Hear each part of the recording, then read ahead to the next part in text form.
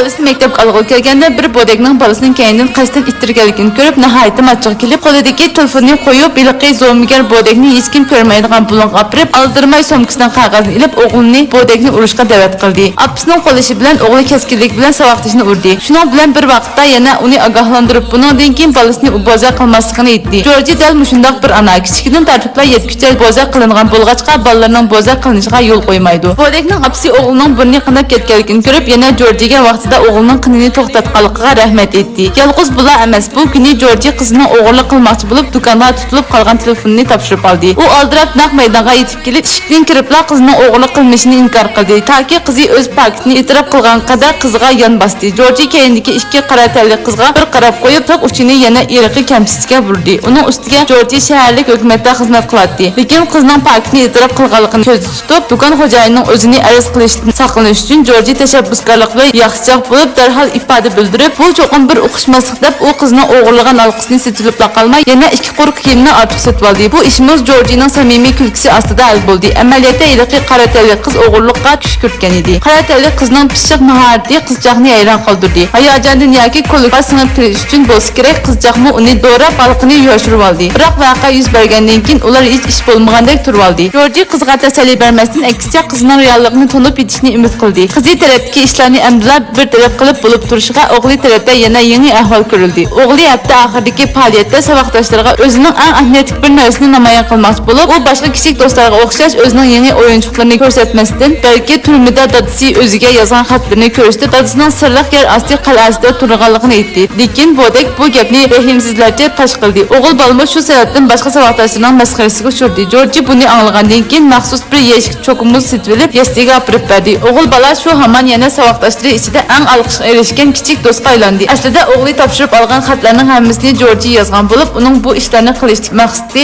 faqat o'g'lining balliq chog'larida go'zal ota mehrini his qila olishi uchun edi. Mana shunday fazilatli go'zal ona bolalari uchun rahimsiz bo'lib ketdi. Yangi to'y qilgan erining fursatdan foydalanib yoga mashq qilayotgan qiziga yomon niyatda bo'lmoqchi bo'lganligini ko'rib, u erining uzuqliq tamoqqa o'zi yetishtirgan zaharli o't gulni qo'shib qo'ydi. Eri oxirida qatnash voqeasi yuz berib olamdan o'tdi. U dafna marosimida yomg'irda yig'lab ketdi, lekin dafna marosimi oxirlashi bilan u o'lib ketgan erining marosini ilib, farzandlarini ilib erkin ozoda holda yana bir shaharga qarab mangdi. Nurg'un pul topgandan keyin yangi shaharda makonlashib yaxshi turmush kechiraman deb o'ylagan edi, lekin o'lib ketgan erining burunqi ayoli tan bermay barliq miroslarni ilib ketdi. Burunqi ayolning shikoyat qilishi sababdan Jorjining barliq bank kartalari to'g'ritib qo'yildi. Buningdan boshqa oldingi ayoli yana xususiy razvedchik taklif qilib, Jorjining barliq ushturlarini tekshirdi. Filmning to'liq qismini ko'rmoqchi bo'lsangiz, ekran ko'ringan ko'z salonini qo'shilib 119 raqamini yo'llab ko'ring. Agar topolmasangiz bosh betdagi birinchi zopinga qarang.